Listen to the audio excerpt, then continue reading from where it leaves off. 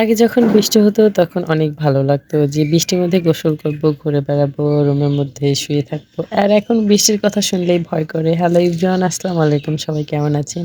আল্লাহর রহমতে আমরা ভালো আছি। এখন বৃষ্টি হলে ভয় করে কেন জানেন?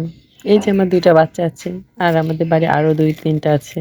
এদের নিয়ে হচ্ছে এই যত ভয়। বৃষ্টি আসার আগেই তারা কয় ভাই বোন মিলে ছাতা নিয়ে বেরিয়ে পড়েছে। দুপুরে ভাত কম পড়েছে এইজন্য আবার ভাত চড়াই দিলাম। কারেন্ট নেই, রাইস কুকারে দিতে চাইছিলাম কিন্তু রাইস কুকারে দিতে পারলাম না। এইজন্য গ্যাসের চুলায় বসাই দিলাম। এখন আর চুলায় যাইতে ইচ্ছা করতেছিল না। এইদিকে কয় ভাই বোন বৃষ্টি না আসায় হালকা, হালকা গড়ানি পড়তেছিল। আর ৪ টা মিলে ছাতা নিয়ে বেরিয়ে পড়েছে বৃষ্টির মধ্যে। যখন ছোট ছিলাম তখন বৃষ্টি হলে অনেক আনন্দ হইতো। ওদেরও আনন্দ হয় কিন্তু আমরা বিরক্ত হয়ে যাই যে পানি ছিনতে কেন, বৃষ্টির মধ্যে ঘুরে বেড়াবে কেন, অসুখ হবে, ঠান্ডা লাগবে, জ্বর হবে। এরজন্য আরকি ওদেরকে বৃষ্টির পানি ছিনতে চাই না, বৃষ্টির মধ্যে ঘুরতে দেই না। কিন্তু ওদের তো ইচ্ছা করে, ইচ্ছা করলে উপায় নেই। কারণ ওদের বয়সটা আরো ছোট। আরেকটু বড় হলে তখন গোসল করতে পারবে, ঘুরতে পারবে বৃষ্টির মধ্যে। এইদিকে ছামির আর ফারিস্তা দেখি আরকি রুমের মধ্যে থেকে একটা কেচি এনে আরকি মাটি কাটতেছিল কেচি দিয়ে। তাদের কাছ থেকে আরকি কেচিটা আমি নিয়ে আবার বাসায় রেখে আসলাম। কারণ ছোট মানুষ আর কেচিতে অনেক পরিমাণে ধার, হাত কেটে যেতে পারে। আর ফারিস্তার কথা কি বলবো? সে দুপুর হলে আইসক্রিম খাবো, আইসক্রিম আমি খেতে যাবো। এই তার বাহানা। তাই আরকি সে একা, একা বলতেছিল আর এরকম করে লাফাচ্ছিল। এদিকে আমাদের পুকুর কাটা শেষই হচ্ছে না। বেঁকে দিয়ে পুকুর কেটেছে কিন্তু পুরোপুরি কাটা হচ্ছিল না। এইজন্য আবার এখন গামলা দিয়ে কাটতেছে। বাহিরে দেখি অনেক মেঘ লেগেছে। মনে হয় আবারও বৃষ্টি আসবে। তখন আসে নাই, এখন আসবে। এইজন্য ২ ভাই বোনকে আমি রুমের মধ্যে আরকি আবার নিয়ে আসলাম।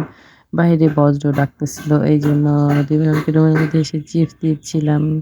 আইসক্রিম খাওয়ার জন্য বাহানা করতেছিল কিন্তু আইসক্রিম পাবো কোথায়? এইজন্য ২ ভাই বোনকে চিপস দিয়েছি। ২ ভাই বোন চিপস খাচ্ছিল রুমের মধ্যে বসে, বসে আর মারামারি করতেছিল।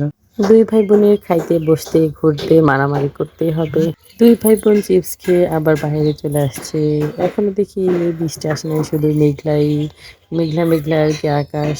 দেখতে ভালো লাগতেছে। হালকা, হালকা বাতাস, মেঘলা। এদিকে আমার বৃষ্টি আসা দেখে আমার মনে হচ্ছে কিছু একটা করে খাই। তাই ভাবলাম বাড়িতে পাউরুটি আছে। ডিম দিয়ে আরকি একটু ভেজে খাই। বৃষ্টি আসলেই আমার কেন যেন মনে হয় সবকিছু খালি খাইতে। জানি না, অন্য এক সময় খাইতে ইচ্ছা করে না কিন্তু বৃষ্টি আসলে আরকি খালি হাবিজাবি খাইতে ইচ্ছা করে। আমার মতো কার, কার এমন মনে চায় খাইতে। এই তো আমি পাউরুটিটা আরকি নিম চাইলে আস্তে, আস্তে ভাজছিলাম যাতে পুড়ে না যায়। ওইদিকে আমার মেয়ে আর ছেলে ওর দাদাদের রুমে দুষ্টুমি করতেছিল। কি একটা করেছে জানি না। সে ওর দাদা মনে হয় বকা দিয়েছে, সে কান্না করতেছিল। আর এদিকে ফারহান আমার কাছেই দাঁড়িয়ে, দাঁড়িয়ে দুষ্টুমি করতেছিল রান্নাঘরে। আমি পাউরুটি ভেজে আরকি আমি একটু খাচ্ছিলাম। আমার খাওয়া দেখে আমার ২ টা বাচ্চাও খাওয়া শুরু করে দিয়েছে। তাদের কাছে এত ভালো লেগেছে এই পাউরুটি ভাজাটা।